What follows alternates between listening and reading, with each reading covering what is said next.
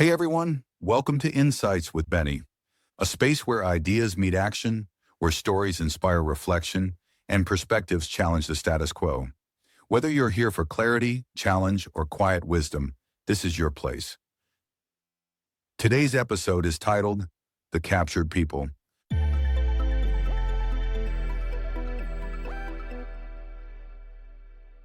When trusted voices echo another's will, surrender feels like wisdom. The Captured People unveils how power wins without swords, by capturing minds through experts, stories, and subtle persuasion. As always, these are straight from the heart of Insights blog. Let's begin.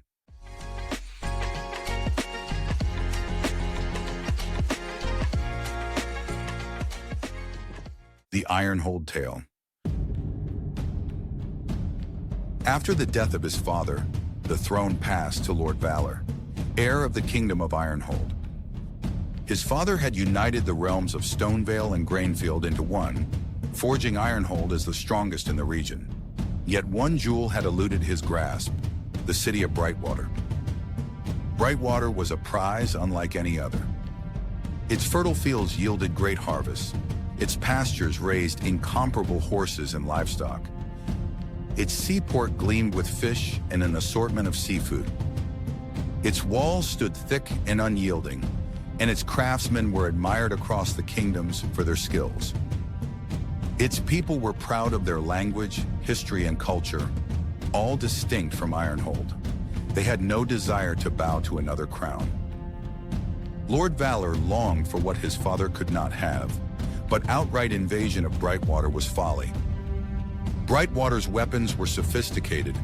To win by siege would bleed Ironhold dry. Lord Valor turned to General Strongarm, a warrior who was a descendant of a hero. People say he had the strength of 20 men and the wisdom of 20 more.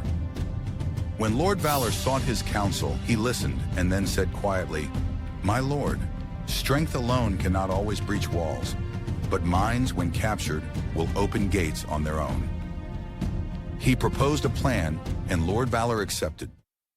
Far upstream, Ironhold's agents poisoned Brightwater's source of water in a way too subtle to suspect. Soon, the fish and other seafood, Brightwater's pride, culture, and lifeblood, fled from their side of the river. Nets came up empty, markets shrank, and fear took hold. Lord Valor offered help to Brightwater. "Let your fishermen cast nets in Ironhold water," he proclaimed, "and let my merchants sell your merchants' fish at half their price, so that you still have abundance and do not starve." The people, desperate, accepted. To many it seemed proof that Lord Valor was no enemy, but an ally. The trust opened doors for spies sent into Brightwater to flourish, disguised as traders, artisans, scribes, and wandering scholars. They mingled in the shops, befriended the nobles, flattered the knights, and memorized the habits of the city's rulers. They sent words back to General Strongarm. They listed the names of influential men, the noble council's leanings, and their vanities. For months, Brightwater's weakness was mapped by Strongarm and his men. When the plan was perfected, Strongarm moved. Ironhold's army advanced and quietly encircled Brightwater with disciplined silence. The soldiers positioned themselves at the gates and under the shadow, cutting off any chance of alarm. Inside Brightwater, the spies struck at once. On a night of a festival, when the city's guard was thinnest, they distracted the sentries at the gates and the wall watchers with a staged commotion at the city center. Under the cover of this confusion, the nobles were lured into wagons on the pretense of a council meeting with foreign envoys at Lord Valor's delight.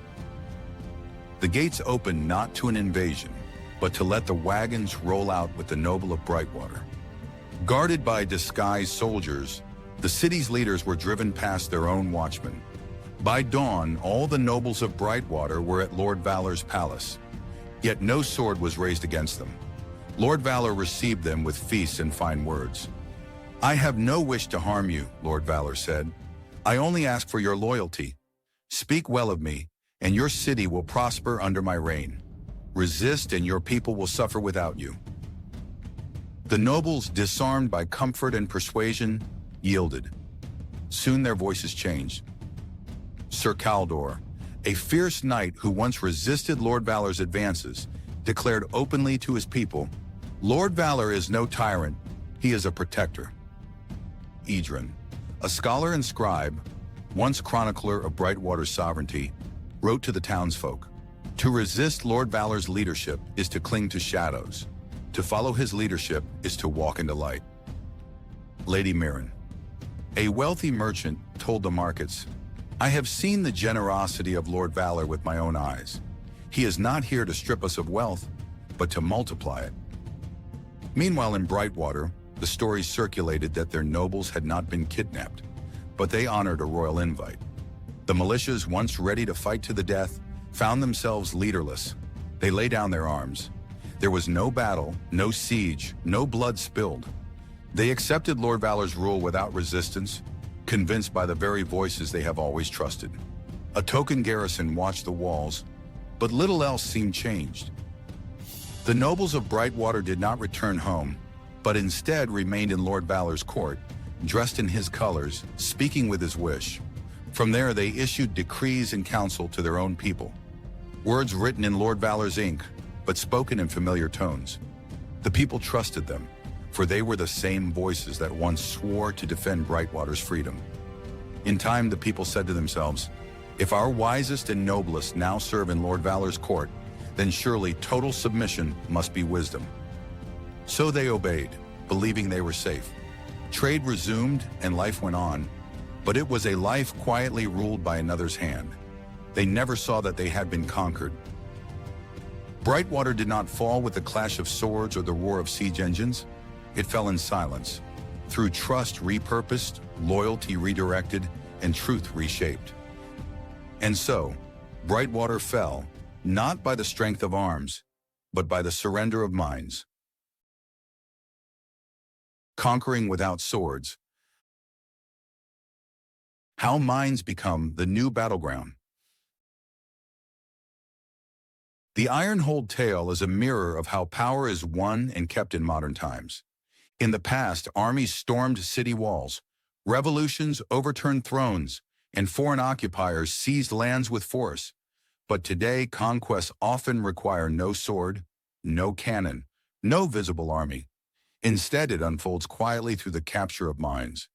In the story, Brightwater does not fall to siege or bloodshed. It fell because its nobles, knights, and merchants, those whom the people trusted, were captured first. Once their voices began to praise Lord Valor, the people no longer saw themselves as conquered. They surrendered without resistance, believing it was wisdom to do so. This is the power of psychological operations, strategies that shape perception until submission feels like choice. Conquest is achieved when key voices, leaders, experts, influencers, and institutions are co-opted. Once they speak with another's agenda, the people follow, often without noticing the shift. Soon economies, food systems, education, healthcare, and even cultural beliefs are guided by unseen hands.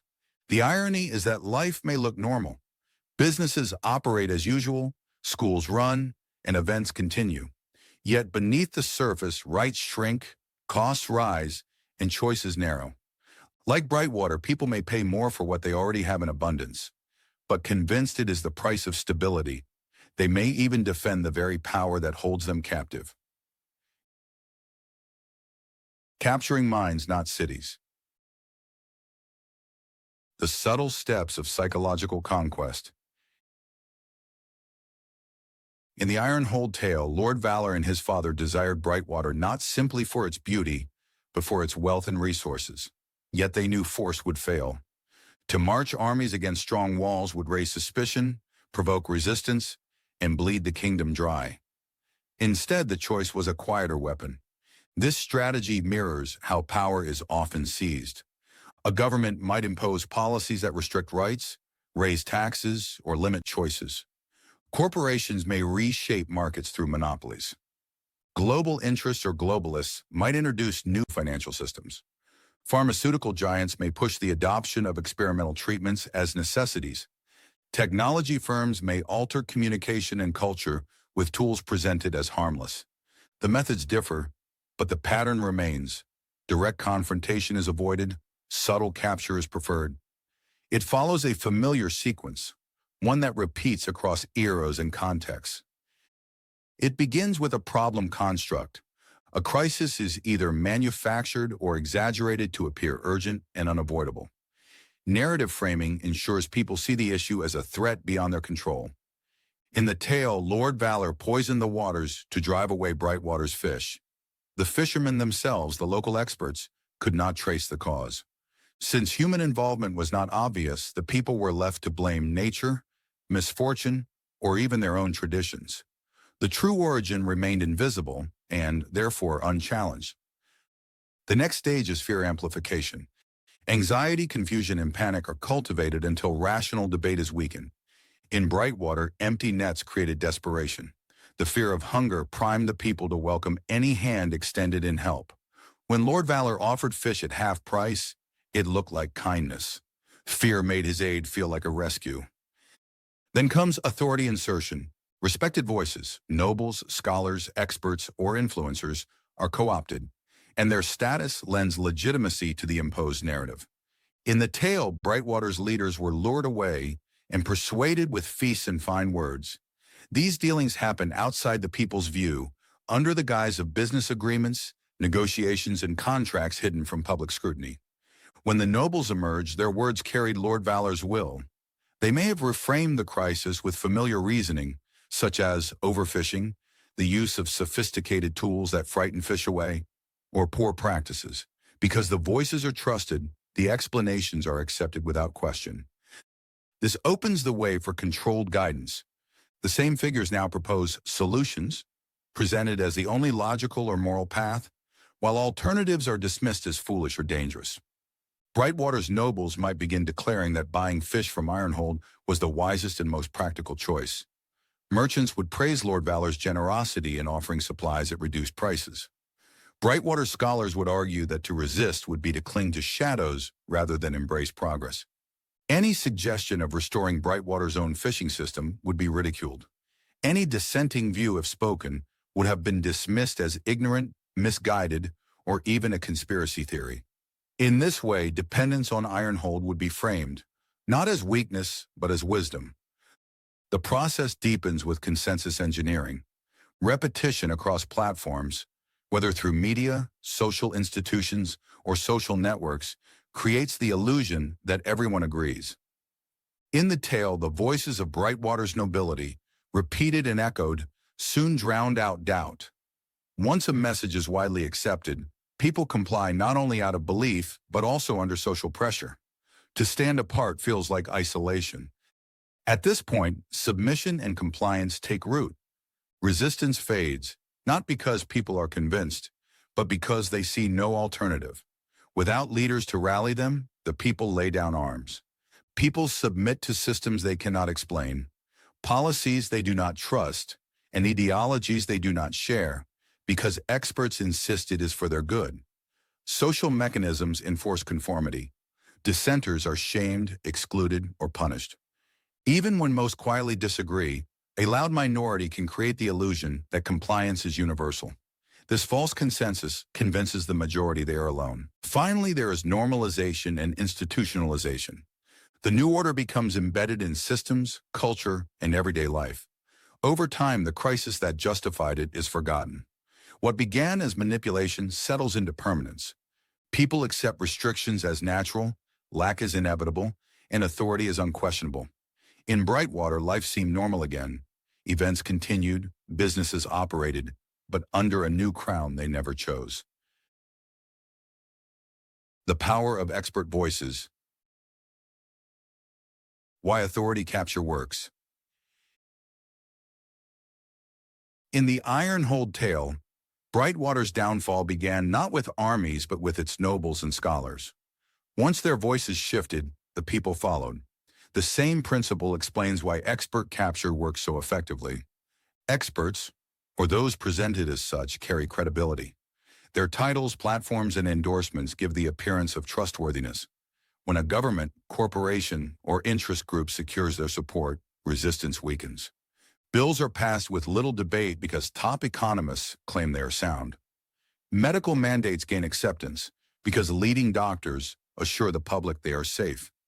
Even untested or questionable substances are justified on the grounds of experts' approval, sometimes offered to poor communities as aid. This works because of authority bias, a cognitive shortcut that leads people to overvalue expert opinions while undervaluing their own judgment.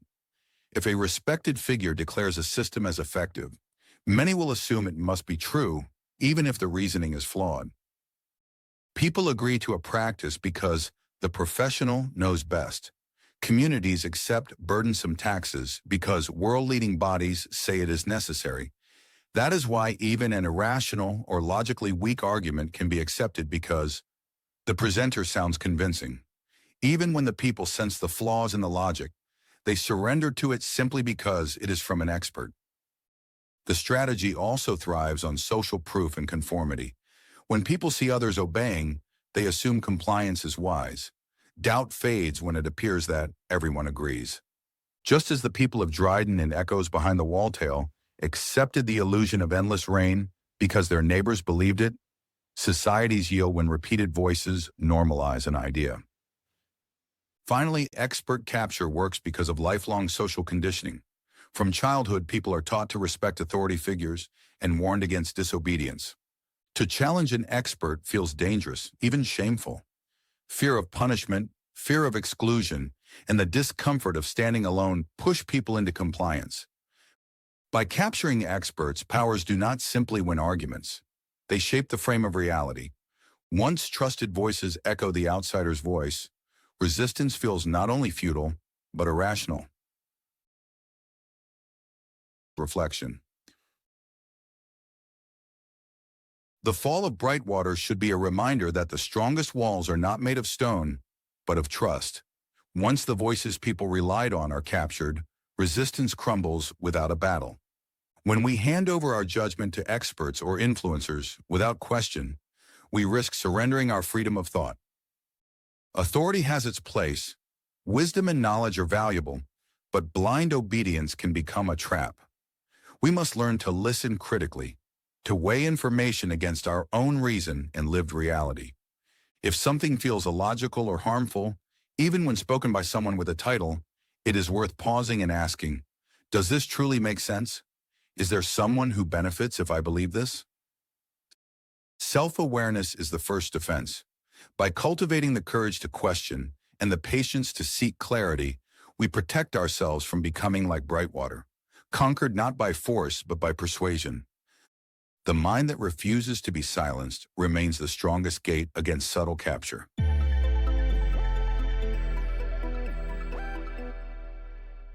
I'd love to hear your thoughts.